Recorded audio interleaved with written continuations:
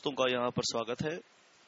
आज के इस सेशन में हम ड्राफ्टिंग ऑफ मॉर्गेज डीड करेंगे।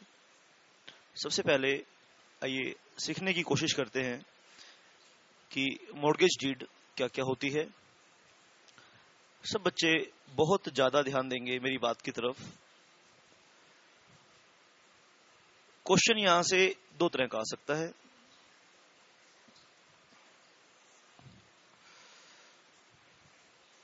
क्वेश्चन यहां से दो तरह का आएगा बेटा। एक क्वेश्चन आ सकता है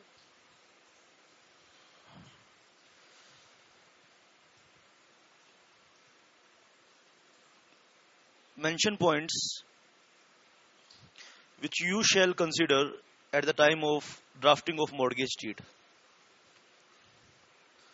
आप ध्यान देंगे बेटा बात की तरफ। तो दो तरह का सवाल वो आपसे यहां पर पूछेगा, ठीक है। एक तो क्वेश्चन इस तरह का होगा कि वो आपसे मॉर्गेज डीड को ड्राफ्टिंग पूछ लेगा। डायरेक्ट आपको लिखकर दिखानी होगी ड्राफ्टिंग, आपको ड्राफ्टिंग करके दिखानी होगी मॉर्गेज डीड की। या फिर वो ये पूछेगा what are different contents of drafting of mortgage deed। आइए इस क्लास में हम एक चेकलिस्ट बनाएंगे बेटा। आज के इस सेशन में हम एक चेकलिस्ट बनाएंगे। तो सबसे पहले वाला क्वेश्चन हम सॉल्व करेंगे कि different contents of mortgage deed.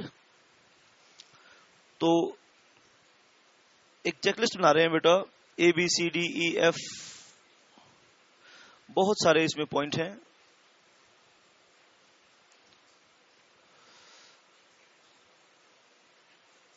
आप देखिए बेटा,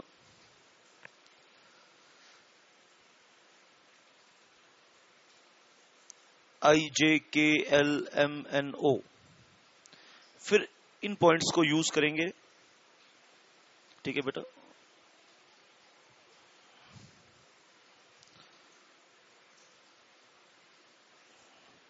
शाबाश। आप एक बात सीख लीजिए यहां पे, क्योंकि ये जो मॉर्गेज डीड है, this is subject to agreement between the parties. तो ऐसा जरूरी नहीं है कि ये सारी बातें उसके अंदर हो, मतलब मैक्सिमम बातें ये हो सकती हैं। और मॉर्गेज डीड लिखते हुए ये जरूरी नहीं है कि आपने भी एज इट इज लिखनी है, लेकिन मैक्सिमम बातें यही होने वाली है। मैक्सिमम बातें आपके मॉर्गेज डीड के अंदर यही होने वाली हैं। सबसे पहले हम सीखेंगे पार्टीज।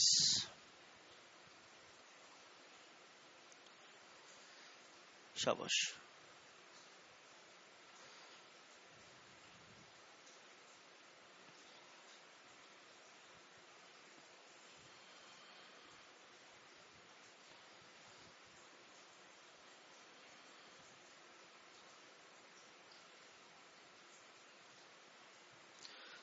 तो मॉर्गेजर एंड मॉर्गेजी, ठीक है बेटा। दो पार्टी हैं इसके अंदर, एक को बोलेंगे मॉर्गेजर, एक मॉर्गेजर है, एक मॉर्गेजी है। मॉर्गेजर मतलब बोरो करने वाला, मॉर्गेजी मतलब पैसा उधार पर देने वाला, ठीक है। तो पार्टीज की डिस्क्रिप्शन लिखने के बाद, पार्टीज की डिटेल में आइडेंटिटी क्लियर करने के बाद, नेक्स्ट काम होगा हम रिसाइटल लिखेंगे। रिसाइटल एक पैराग्राफ को बोलते हैं डीड के अंदर। ये ऑपरेटिंग क्लोज के पहले आता है, ठीक है। ऑपरेटिंग क्लोज का मतलब क्या है? जैसे हम ट्रांसफर ऑफ प्रॉपर्टी कर रहे हैं, जिस पैराग्राफ में हम ट्रांसफर ऑफ प्रॉपर्टी करेंगे, जिस पैराग्राफ में हम ये लिखेंगे कि ये वाली प्रॉपर्टी ए से बी की तरफ जा रही है तो ऑपरेटिंग क्लोज से पहले, यानी अगर हम ट्रांसफर ऑफ प्रॉपर्टी के ऊपर कोई डीड लिख रहे हैं, जैसे गिफ्ट डीड है, सेल डीड है, लीज डीड है, मॉर्गेज डीड है, तो जो हमारा मेन ऑपरेटिंग क्लोज है, ऑपरेटिंग क्लोज का मतलब जहां पे आपकी प्रॉपर्टी ट्रांसफर हो रही है उससे पहले वाले पैराग्राफ को आप रिसाइटल कहते हैं। रिसाइटल की पहचान क्या है? ये वेयर एज वर्ड से शुरू होता है बेटा, ठीक है। ये पैराग्राफ वेयर एज से शुरू होता है। एक्चुअली यहां पर प्रॉपर्टी की ब्रीफली समरी दी जाती है कि प्रॉपर्टी क्या है, कहां से आई है और कौन सी प्रॉपर्टी जो है वो प्रॉपर्टी कौन सी है जिसके ऊपर ट्रांसफर हो रही है। तो ऑपरेटिंग क्लोज से पहले वाला जो क्लोज है उसे हम बोलते हैं क्या? रिसाइटल। तो पहले पार्टीज लिखना है, फिर रिसाइटल लिखना है। There are two kinds. Firstly recital as to title of the mortgagor, ठीक है। दो तरह का रिसाइटल आप लिखेंगे। तो पहले आप बताएंगे कि जो प्रॉपर्टी मॉर्गेज की जा रही है, जो मॉर्गेज का सब्जेक्ट मैटर है, ठीक है बेटा। तो firstly recital as to the title of the mortgagor, ठीक है। जैसे for example, where as the borrower is the absolute owner of the, यानी पहले मॉर्गेजर का हम टाइटल क्लियर कर रहे हैं और फिर हम दूसरे रिसाइटल में ये बता रहे हैं कि बोरोवर और लेंडर के बीच में एक एग्रीमेंट होने जा रहा है और ये जो कंसर्न्ड प्रॉपर्टी है जिसका बोरोवर मालिक है वो एज अ सिक्योरिटी वो प्रॉपर्टी मॉर्गेज की जा रही है। तो रिसाइटल में ऑपरेटिंग पार्ट से पहले हम रिसाइटल लिखेंगे, रिसाइटल के बाद ऑपरेटिंग पार्ट आएगा, यानी जहां पर प्रॉपर्टी ट्रांसफर की जाएगी। तो फर्स्ट पहले आपने पार्टीज लिखा। क्वेश्चन मैंने बताया दो तरह से आ सकता है। एक तो क्वेश्चन में ये आ सकता है कि what are the different contents of, एक तो बेटा क्वेश्चन में ये आ सकता है कि what are the different contents of mortgage deed, या फिर क्वेश्चन ये आ सकता है, या तो फिर क्वेश्चन ये आ सकता है कि ड्राफ्ट डीड ऑफ मॉर्गेज, ठीक है। तो कोई भी क्वेश्चन आ जाए तो पहले तो आप लिख लीजिए कि क्या क्या कंटेंट्स हो सकते हैं मॉर्गेज डीड के, और उसके बाद फिर हम एक डीड लिखना भी सीखेंगे। मैं आपको बहुत सारी डीड लिखकर भी सिखाऊंगा। सिंपल मॉर्गेज डीड लिखेंगे, यूज ऑफ फ्रक्चरी मॉर्गेज डीड लिखेंगे, बहुत सारी हम डीड लिखेंगे। शाबाश बेटा। There are two kinds. Firstly, recital as to the title of the mortgagor, such as, whereas the borrower is the absolute owner of the property, hereby mortgaged free from encumbrances. यानी पहले हमने title clear किया है, hereby mortgage, जो property hereby mortgage की जा रही है वो फ्री फ्रॉम encumbrances है, ठीक है। तो what is the meaning of free from encumbrances? आइए समझते हैं। वहां पे वर्ड यूज किया कि प्रॉपर्टी, वहां पे वर्ड क्या फ्रेज यूज किया? प्रॉपर्टी इज फ्री फ्रॉम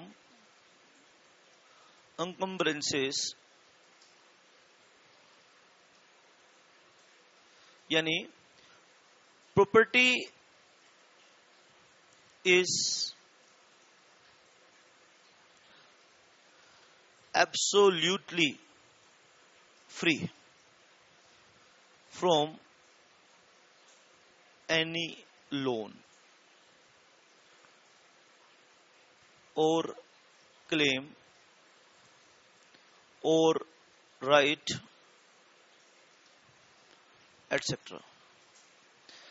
जो प्रॉपर्टी हम आपको मॉर्गेज कर रहे हैं वो हमेशा वो एब्सोल्युटली बिल्कुल फ्री है, उसके ऊपर कोई लोन नहीं लिया हुआ हमने, किसी पार्टी का कोई क्लेम नहीं है, किसी और पार्टी का कोई राइट व्हाटसोएवर नहीं है उस प्रॉपर्टी के ऊपर, ठीक है सर। तो सबसे पहले तो हमें पार्टीज का नाम लिखना है, उसके बाद हमने प्रॉपर्टी को डिस्क्राइब करना है, ठीक है। तो सबसे पहले रिसाइटल की हम दो पार्ट बना सकते हैं, यहाँ पे एक में भी लिख सकते हैं, दो भी बना सकते हैं। रिसाइटल जो पैराग्राफ हम लिखते हैं ये शुरू कैसे होता है, ये वेयर एज, जैसे आप देख रहे हैं यहाँ पे लैंग्वेज, वेयर एज वर्ड से शुरू करते हैं और प्रॉपर्टी के बारे में डिफाइन करते हैं कि जो प्रॉपर्टी हम ट्रांसफर कर रहे हैं, जिस प्रॉपर्टी में कोई इंटरेस्ट ट्रांसफर कर रहे हैं, वो उस प्रॉपर्टी का जो ट्रांसफरर है वो एब्सोल्यूट ओनर है या नहीं, क्या उस प्रॉपर्टी पे कोई और क्लेम है या नहीं. The second form of recital is to the agreement for loan such as and whereas mortgager है mortgagee, where as the mortgagee has agreed with the borrower to lend him the sum of rupees. यहाँ हम loan का amount लिखेंगे, यहाँ loan का amount लिखेंगे. Exam में आप कुछ नहीं लिखेंगे, इसको फिल ऐसे ही ब्लैंक छोड़ कर आएंगे, कोई अमाउंट यहाँ पे आपने नहीं लिखना है. Upon having the repayment thereof with interest hereinafter mentioned secured in a manner hereinafter appearing. ठीक है बेटा, तो जिसको रिपे करने का एग्रीमेंट किया है, एग्रीमेंट जो रिपे करने का किया है वो विद इंटरेस्ट किया है. ठीक है बेटा, here in after mentioned secured, और वो जो प्रिंसिपल अमाउंट है और वो इंटरेस्ट का अमाउंट है वो शाबाश इस प्रॉपर्टी के अगेंस्ट सिक्योर है. ये हमने लिखा, ये हम लिखना सीखेंगे बेटा. तो अभी तो हम ये बता रहे हैं कि कंटेंट्स क्या क्या हैं. पहले आपने पार्टीज का नाम लिखना है, फिर आपने रिसाइटल लिखना है. पहले रिसाइटल में आपने ये लिखा, फर्स्ट पैराग्राफ में आपने ये लिखा कि जो मॉर्गेजर है वो एब्सोल्यूट ओनर है प्रॉपर्टी का, उस पे प्रॉपर्टी को पे मॉर्गेज करने का उसको राइट है, और मॉर्गेजी इस प्रॉपर्टी को सिक्योर कर रहा है. मॉर्गेजी क्या कर रहा है, मॉर्गेजर एक तरफ ओनर है, दूसरी तरफ दूसरी पार्टी क्या कर रही है, वो मॉर्गेजी है, वो लोन दे रही है और प्रॉपर्टी को सिक्योरिटी पे लोन दे रही है, और सिक्योर जो कर रही है वो प्रिंसिपल अमाउंट और अमाउंट ऑफ इंटरेस्ट के लिए कर रही है. शाबाश बेटा. सी, कवर्नेंट फॉर रीपेमेंट. कवर्नेंट मतलब एक ऐसी कंडीशन जिससे किसी पार्टी का ऑब्लिगेशन क्रिएट होता है. शाबाश. कवर्नेंट का मतलब क्या है बेटा, एक ऐसी कंडीशन जिससे पार्टी का ऑब्लिगेशन क्रिएट होता है, उसे बोला जाता है कवर्नेंट. Covenant for repayment.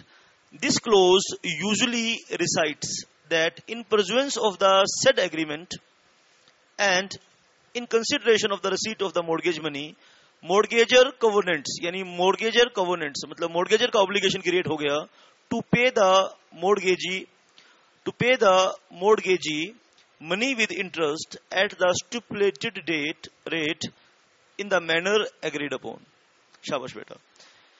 तो फर्स्ट पार्टीज, फिर रिसाइटल, फिर कोवेनेंट फॉर रीपेमेंट, फिर ये मेन ऑपरेटिंग क्लोज है बेटा. D, D is the main operating close.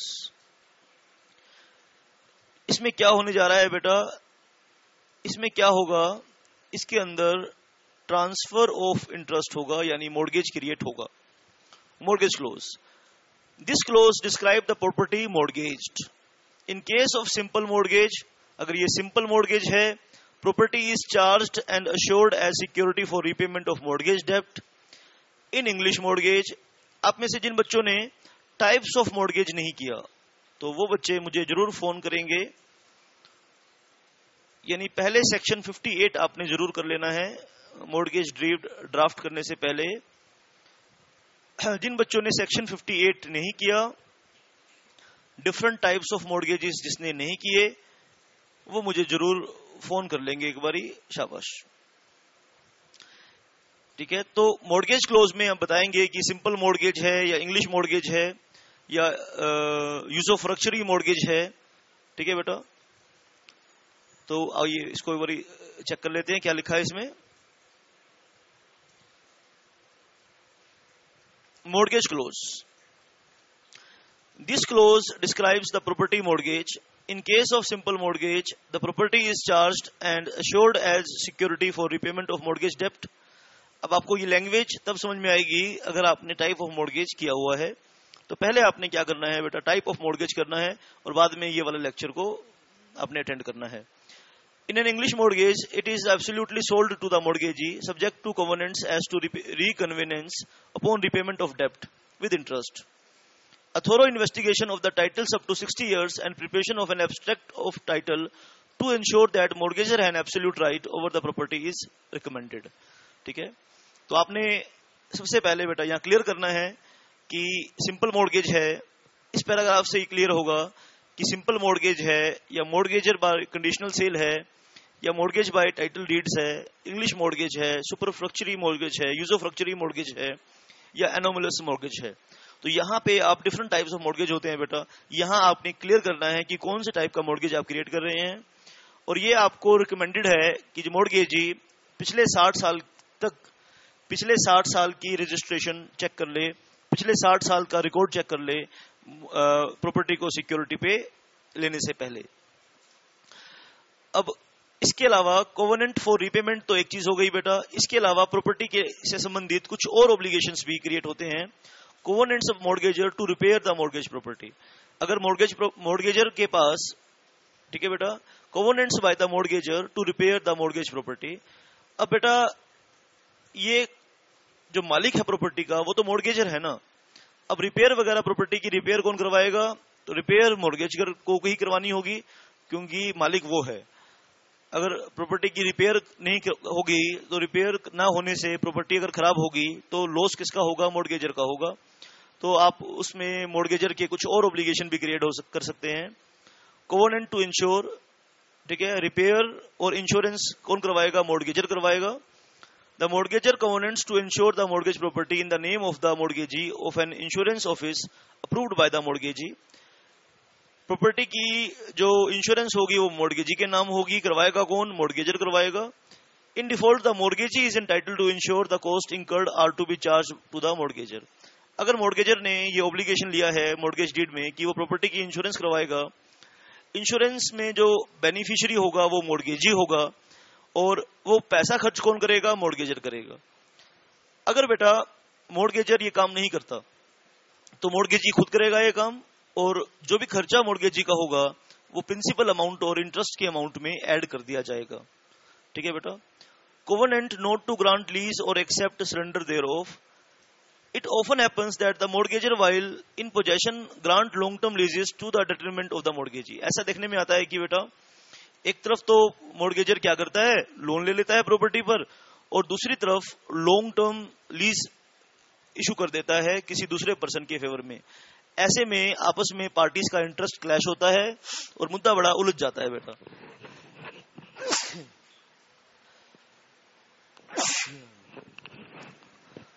तो बैंक्स यूजुअली क्या करते हैं बेटा, आप ध्यान से मेरी बात को सुनना। बैंक यूजुअली क्या करते हैं बेटा, वो एक ऑब्लिगेशन डाल देते हैं कि बिना मॉर्गेजर के, बिना मॉर्गेजर के परमिशन के, मॉर्गेजी के परमिशन के मॉर्गेजर प्रॉपर्टी पर lease, long term lease create नहीं करेगा। शाबाश बेटा। तो फर्स्ट आपके समझ में आया रिपेयर के बारे में, सेकंड समझ में आया इंश्योरेंस के बारे में, थर्ड समझ में आया कि मॉर्गेजर को लीज क्रिएट नहीं करना, फोर्थ कोवेनेंट टू पे आउटगोइंग्स। ठीक है बेटा। अगर कोई टैक्सेस, कोई लैंड रेवेन्यू, कोई ड्यूटी, कोई चार्जेस, कोई असेसमेंट, कुछ भी खर्चा अगर मॉर्गेजी का होता है और वो खर्चा, वो ऑब्लिगेशन किसका है? वो ऑब्लिगेशन तो मॉर्गेजर का है। मॉर्गेजर का ऑब्लिगेशन क्यों है? क्योंकि असली मालिक, प्रॉपर्टी का ओनर है, वो तो मॉर्गेजर है। तो मॉर्गेजी को जो भी खर्चा बेटा पे करना होगा, जो भी प्रॉपर्टी से संबंधित कोई खर्च होगा, तो वो मॉर्गेजी को ही देना पड़ेगा बेटा। फिर बेटा एफ पॉइंट में हम पीरियड फिक्स फॉर मॉर्गेज। शाबाश, ये बहुत इंपॉर्टेंट क्लोज है। तो ये क्लोज आपने, ये सब पॉइंट्स आपने कंसीडर करने हैं, ये सब पॉइंट्स आपको कंसीडर करने हैं at the time of drafting of mortgage deed. तो पीरियड बेटा, under this clause the parties enter into covenant by the mortgagor is debarred from redeeming the security before lapse of certain period. Right बेटा। शाबाश बेटा। तो कुछ जो भी period of mortgage है उससे पहले मॉर्गेजर उस प्रॉपर्टी को रिडीम नहीं करेगा। रिडीम करने से उसके ऊपर उसको बार कर देंगे, उसके ऊपर पाबंदी लगा देंगे कि जो भी मॉर्गेज प्रॉपर्टी का टाइम है, जो भी क्लोज में हमने टाइम लिखेंगे, उससे पहले प्रॉपर्टी रिडीम नहीं होगी। Right to redemption of property is the right of the mortgagor. कैसे वो प्रॉपर्टी को रिडीम करवा सकता है? अगर वो टाइम से लोन की रिपेमेंट कर दे, इंटरेस्ट अमाउंट की रिपेमेंट कर दे, तो उसके पास एक राइट आता है, राइट ऑफ रिडेम्पशन। ठीक है बेटा। तो राइट ऑफ रिडेम्पशन कब होगा? शाबाश। इसके लिए आपको section 65A of transfer property act करना होगा। तो जिन बच्चों ने सेक्शन 65A नहीं किया वो भी आप मुझे मैसेज करेंगे, सेक्शन 65A भी मैं आपको करवाऊंगा। शाबाश बेटा।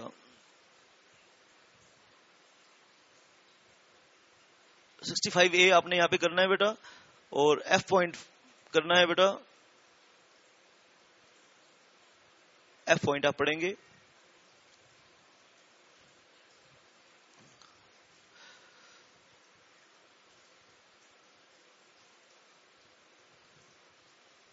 शाबाश। G पॉइंट पे आए हैं बेटा, power of sale. Under this clause mortgagee entitled to recover his dues by sale of the mortgage property. क्या आप बीइंग मोर्गेजर, क्या आप मोर्गेजी को सेल की पावर देना चाहते हैं? अगर ये क्लोज डाल रखा है तो इसका मतलब ये है कि ड्यू डेट पर मोर्गेजी कोर्ट की सहायता से प्रॉपर्टी को सेल करेगा और अपने जो ड्यूज हैं वो क्लियर करेगा। तो G पॉइंट। H पॉइंट बेटा, शाबाश।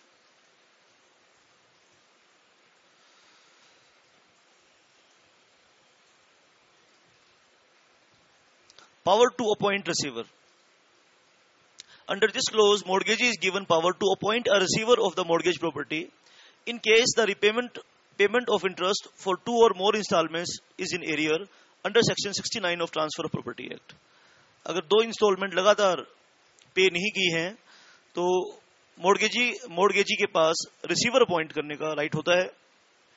रिसीवर क्या करेगा बेटा? प्रॉपर्टी को रिसीव कर मोर्गेजर से उस प्रॉपर्टी को रिसीव करेगा, इसलिए उसको रिसीवर कहा जाता है, और उस प्रॉपर्टी को बेचकर उस प्रॉपर्टी से पैसा रिलाइज करेगा और मोर्गेजी का क्लेम सेटिस्फाई करेगा। शाबाश बेटा। Power to sell given to mortgagor with consent of mortgagee. तो ऐसा भी होता है कि प्रॉपर्टी को सेल या तो मोर्गेजी करवाएगा या मोर्गेजर करवाएगा, वो एग्रीमेंट पर डिपेंड करता है बेटा। Mortgager is authorized to sell the whole or part of the mortgage property with consent of the mortgagee, provided sale proceeds are paid to the credit of the mortgage account. बोलो बेटा, बात समझ में आएगी नहीं आई? तो प्रॉपर्टी को cell करने का राइट मोर्गेजर को भी दे सकता है। कंडीशन ये लगा सकता है कि पहले उस कंसिडरेशन में से लोन की पेमेंट की जाएगी। Proviso for redemption. Under this clause mortgagee covenants and declares that on payment of the mortgagee, यहाँ पे ये कवर्नेंट मोर्गेजी के ऊपर लगाया जा रहा है बेटा, ये ऑब्लिगेशन मोर्गेजी के ऊपर लगाया जा रहा है, जिसमें वो डिक्लेयर करेगा अगर ड्यू डेट पर मोर्गेजर प्रिंसिपल अमाउंट और इंटरेस्ट अमाउंट की रिपेमेंट कर देता है तो मोर्गेजी प्रॉपर्टी को रिडीम कर देगा बेटा। Section 60A of transfer property act applicable होता है यहाँ पर। पोजेशन मोर्गेजर के पास भी हो सकती है और मोर्गेजी के पास भी हो सकती है। ये डिफरेंट टाइप ऑफ मोर्गेजेस में आप सीखेंगे कि पोजेशन मोर्गेजर के पास रहती है प्रॉपर्टी की या पोजेशन मोर्गेजी के पास रहती है। मोर्गेजर के पास भी रह सकती है और मोर्गेजी के पास भी रह सकती है। तो ये डिपेंड करता है कि कौन सा मोर्गेज आपने किया है। मोर्गेज बाय सिंपल डीड किया है, मोर्गेज बाय कंडीशनल सेल किया है, मोर्गेज बाय इंग्लिश मोर्गेज किया है आपने, mortgage by title of deed किया है, या एनोमलस मोर्गेज किया है। ये डिफरेंट टाइप ऑफ मोर्गेज पे डिपेंड करता है कि ये बहुत इंपॉर्टेंट क्लोज है कि प्रॉपर्टी की पोजीशन मोर्गेजर के पास रहेगी या मोर्गेजी के पास रहेगी। एग्जाम में क्वेश्चन आएगा आपके पास, ठीक है बेटा, mortgage in the contract of mortgage, ठीक है बेटा, प्रॉपर्टी की पोजीशन मोर्गेजर रखेगा या मोर्गेजी रखेगा, तो आपने इसका आंसर कैसे देना है बेटा? It depends upon what type of mortgage is, है ना। Parties have created what type of mortgage, ठीक है बेटा। अब आपने वो जो 5-6 तरह के मोर्गेज सीखे हैं उसमें आपने हर एक मोर्गेज में ये याद रखना है कि कौन से वाले मोर्गेज में पोजीशन किसके पास जाती है। सिंपल मोर्गेज में जैसे आपने देखा बेटा, सिंपल मोर्गेज में पोजीशन कहां जाती है? मोर्गेजर के पास रहती है। कंडीशनल सेल में पोजीशन कहां जाती है? मोर्गेजी के पास जाती है। तो डिफरेंट टाइप्स ऑफ मोर्गेज में प्रॉपर्टी की पोजीशन या तो मोर्गेजर के पास जाती है या मोर्गेजी के पास जाती है। तो आपने ये लर्न करना है, ये याद रखना है कि पोजीशन किसके पास रहती है, ठीक है बेटा। इसके बाद जो नेक्स्ट पैराग्राफ होगा अटेस्टेशन एंड एग्जीक्यूशन, मोर्गेजर और मोर्गेजी साइन करेंगे और ठीक है बेटा, कौन कौन इस पे अटेस्ट करेगा इसको? Attestation is compulsory in every mortgage in case where the mortgagor doesn't know the language, deed must be explain to him by some competent person.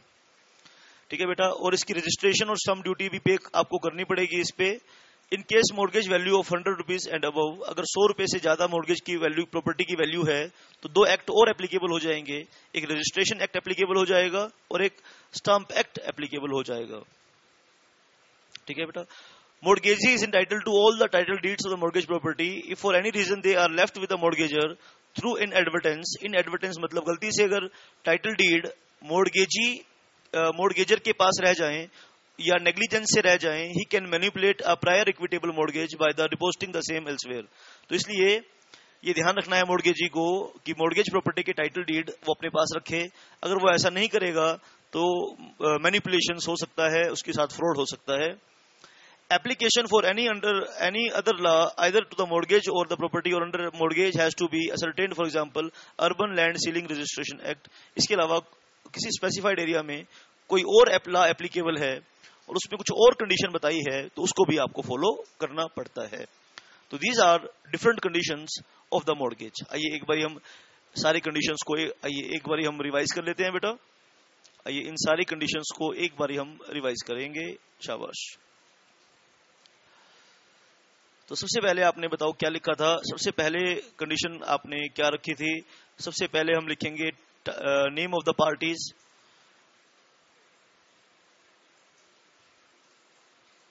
सबसे पहले पार्टीज जिक्र हमने किया था, फिर रिसाइटल करेंगे बेटा। रिसाइटल में पहले हम ये डिक्लेयर करेंगे जो मोर्गेजर है वो एब्सोल्यूट ओनर है, और उसके फर्दर हम ये डिक्लेयर करेंगे कि मोर्गेजी प्रॉपर्टी को सिक्योर कर रहा है जिस प्रॉपर्टी का मोर्गेज ओनर है, और उसके बदले में सिक्योरिटी, किस बात के लिए सिक्योरिटी उस प्रॉपर्टी को वो क्रिएट कर रहा है, for the amount of principal, for the amount of interest. उसके बाद कोवेनेंट फॉर रिपेमेंट है कि एक ऑब्लिगेशन मोर्गेजर अज्यूम कर रहा है कि फलानी फलानी तारीख को फलाने फलाने इंटरेस्ट के साथ वो पैसे को रिपे कर देगा। उसके बाद बेटा मॉर्गेज क्लोज, जिसको हम ऑपरेटिंग क्लोज भी कह सकते हैं, उसमें हम ये लिखेंगे कि कौन से टाइप का मॉर्गेज क्रिएट हो रहा है। ठीक है बेटा, फिर कुछ कोवेनेंट्स मॉर्गेजर अज्यूम करेगा, और वो कोवेनेंट्स क्या हैं? रिपेयर के लिए, इंश्योरेंस के लिए, टैक्सेस के लिए। ठीक है, और वो एक कोवेनेंट क्रिएट करेगा कि जो भी आउटगोइंग है वो मॉर्गेजर का ऑब्लिगेशन होगा, और मॉर्गेजर क्या नहीं करेगा, उसको लॉन्ग टर्म लीज क्रिएट नहीं करेगा, मॉर्गेजी के परमिशन के बिना कोई भी लीज क्रिएट नहीं करेगा। अक्सर देखा जाता है कि मॉर्गेजर पोजेशन अगर मॉर्गेजर के पास है तो उस पर लीज भी क्रिएट करता है, जिससे बाद में पार्टीज को दिक्कत आती है। ठीक है बेटा, मॉर्गेज का जो पीरियड है वो फिक्स आप करेंगे। शाबाश बेटा, ये बात भी आप ध्यान रखेंगे, पीरियड ऑफ मॉर्गेज। ठीक है, पावर ऑफ सेल, आप सेल की पावर, डिफॉल्ट पर सेल की पावर मॉर्गेजर की होगी या मॉर्गेजी की होगी, ये एग्रीमेंट में साफ साफ लिखा जाएगा। पावर टू अपॉइंट रिसीवर, अगर मॉर्गेजर मॉर्गेजी को पावर देना चाहता है तो ये साफ साफ एग्रीमेंट करना होगा। Power to sell given to mortgagor with the consent of the mortgagee. Power of redemption बेटा, ये सब बातें आप लिखेंगे। पोजेशन किसके पास रहेगी, ये भी बात आप लिखेंगे। अटेस्टेशन एंड एग्जीक्यूशन होगा बेटा। रजिस्ट्रेशन एंड स्टाम्प ड्यूटी पे करने पड़ेगी आपको। 1 नंबर का यहां से क्वेश्चन आ सकता है अगर वैल्यू प्रॉपर्टी की 100 रुपए से ज्यादा है। Mortgagee is entitled to title deeds, तो मॉर्गेजी को चाहिए कि वो टाइटल प्रॉपर्टी की टाइटल डीड अपने पास रखे। अगर वो मॉर्गेजी की टाइटल डीड अपने पास नहीं रखेगा तो मैनिपुलेशंस हो सकते हैं बेटा। कोई और अदर लॉ भी एप्लीकेबल है तो वो भी इसके ऊपर बेटा आपको फॉलो करना पड़ेगा, उसकी कंडीशंस भी आपको माननी पड़ेंगी। तो अब तक आपने क्या सीखा? अब तक बेटा मैंने आपको मॉर्गेज डिफाइन किया, टाइप्स ऑफ मॉर्गेज डिफाइन किया, who can be mortgagor and who can be mortgagee ये डिफाइन किया, राइट्स ऑफ मॉर्गेजर डिफाइन किया, राइट्स ऑफ मॉर्गेजी डिफाइन किया बेटा, और एक चेकलिस्ट बनाई, लाइबिलिटीज ऑफ मॉर्गेजी हमने बनाई, और एक चेकलिस्ट बनाई कि जब हम ड्राफ्टिंग करेंगे मॉर्गेज डेट की, जब हम ड्राफ्टिंग करेंगे तो किन किन पॉइंट्स का हम ध्यान रखेंगे। शाबाश बेटा, that's it for this session. आज के सेशन के लिए इतना ही है। नेक्स्ट सेशन में मिलते हैं बेटा आपसे। Thank you very much.